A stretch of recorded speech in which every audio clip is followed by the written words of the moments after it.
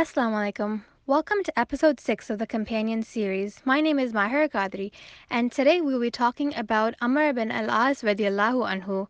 He was a prominent companion of the Prophet sallallahu alaihi wasallam, even though he accepted Islam late. He accepted after the Treaty of Hudaybiyah, just before the conquest of Mecca, along with another great companion named Khalid bin Walid radiallahu anhu, whom we will talk about later in this series inshallah. Amr radiallahu anhu, in his period of ignorance, fought against the Muslims in all the key battles. He was always on the side of the disbelievers, but Allah subhanahu wa ta'ala kept some goodness inside of him. Allah subhanahu wa ta'ala gave him tawfiq and opened his eyes, and he realized the true nature of Islam and ended up finally accepting the religion. He was an elite man from Mecca.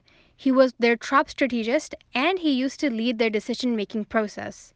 He was the ambassador of the disbelievers and was sent to different places to represent them. He had a strong level of confidence and maturity to speak to any king or any chieftain. He was the one who was sent from the Quraysh against the Muhajirin in Abyssinia, but because of the just King Najashi, Amr radiallahu anhu and his gifts were turned away and told to return back to Mecca. Before entering into Islam, he left Mecca for Abyssinia, and after 3 battles, it was assured that the Muslims were rising as a strong nation, and the victory of Muslims became inevitable to him. In Abyssinia, he came to know about an envoy of the Prophet ﷺ was visiting at that time to preach to the Muslims of Abyssinia. So he thought that he could convince Najashi to control this envoy and stop his mission of preaching Islam. Upon hearing this, the Najashi became so angry, he told Amr radiallahu anhu, saying, "You want me to hand over the envoy of the Prophet sallallahu alaihi wasallam?" This was the turning point of Amr radiallahu anhu, and Islam entered his heart. Amr radiallahu anhu then accepted Islam on the hands of Najashi. Amr radiallahu anhu, a man who lived all his life with the Prophet sallallahu alaihi wasallam, who had seen him, accepted Islam on the hands of Najashi, someone who has never met the Prophet ﷺ, but accepted Islam based on its teachings. Amr radiallahu anhu left Abyssinia for Medina, and on his way he met Khalid bin Walid radiallahu anhu. Upon their meeting, they both realized that they were heading to Medina to become Muslims. They both gave their shahada on the hands of the Prophet ﷺ. Amr radiallahu anhu said that when he was taking the shahada, the Prophet ﷺ extended his hand, but Amr radiallahu anhu withdrew his hand.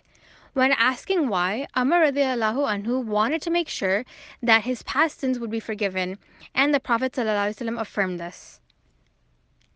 An interesting incident of Amr radiallahu anhu after accepting Islam is that every companion felt that he was the most beloved to the Prophet ﷺ.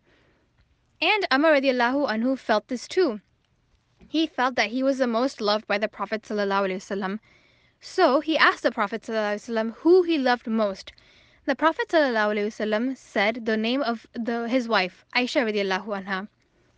Amr radiallahu anhu then clarified that he meant who he loved most within the men. So the Prophet ﷺ said it was the father of Aisha radiallahu anha, whose name is Abu Bakr radiallahu anhu. Amr radiallahu anhu kept asking who was the most beloved next, and the Prophet ﷺ kept listing names. Amr radiallahu anhu's name didn't come up, so he stopped asking, but his heart was full of love for the Prophet ﷺ.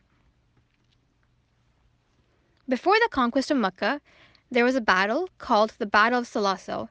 The Prophet ﷺ made Amr radiallahu anhu, a new Muslim, the leader of the army, and he was leading companions such as Abu Bakr, Umar, and Ali radiallahu anhuma. The Muslims were victorious, but there were 2 complaints against him. First, he didn't allow the Muslims to pursue the fleeing army, and second, he didn't let them kindle fires during the cold winter night. When the Prophet ﷺ confronted him about these 2 complaints, he responded saying that if the Muslims, who were a smaller army, were pursuing the enemy could retaliate and attack them. And secondly, he didn't let them kindle fires because then the enemy could estimate the total amount of the Muslim army. Hearing this, the Prophet ﷺ smiled and approved of his vision as wisdom. Umar radiallahu anhu was a man who was capable of not only neutralizing threats on the land like the Battle of Salasil, but also natural threats that came from Allah subhanahu wa ta'ala.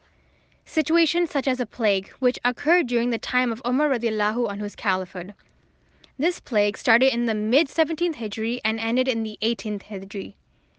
There was an army of 25,000 Muslims in Syria, led by Abu Ubaidah radiallahu anhu, and suddenly the plague spread and the Muslims began to die one after the other. It was a very fierce occurrence that the Muslim army went from 25,000 to 4,000. The Muslim leaders also passed away, such as Abu Ubaidah radiallahu anhu, who was the chief commander of the Muslim army. After him, Maz ibn Jabal radiallahu anhu was the chief commander, but he also ended up passing away after some time. After Maz radiallahu anhu, Amr radiallahu anhu was made the chief commander in the army. Amr radiallahu anhu was very wise. He told the people that this plague is like a fire, and when fire rages, you can't do anything about it. The only thing you can do is keep things out of reach for the fire. So, he suggested that the people should disperse on the mountains. This caused him to be the first man to introduce the concept of quarantine and social distancing. Because of these measures, the effect of the plague was reduced. People stopped dying and it eventually ended. This is the foresight and vision of Umar radiallahu anhu, and we should also take a lesson from this, especially at this time. We need to restrict our outdoor activities and spend more times indoor if we want to control the coronavirus.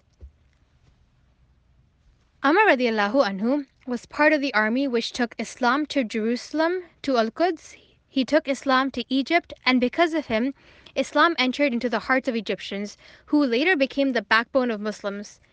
In that year, there was a widespread famine in the Arabian Peninsula. So, the Amir al-Mu'mineen, Umar radiallahu anhu, wrote a letter to Umar radiallahu anhu to send some help from Egypt. Umar radiallahu anhu sent 20,000 camels filled with food and wheat from Egypt to Medina. Because of this help, the famine was brought under control. Even though he accepted Islam late, but once he entered into Islam, he played a very key role in spreading Islam. He took Islam from Al-Quds to Egypt. He helped control the plague and helped control the famine. So this was his way of life, spending a life for the sake of Allah subhanahu wa ta'ala. In the 43rd year of Hijrah, he passed away. That year, there was some tension between Muslims. It is said that on his deathbed, he was crying. His son was consoling him, reminding him that he spent his life in the way of Allah subhanahu wa ta'ala, and that Allah subhanahu wa ta'ala could reward him with only the best.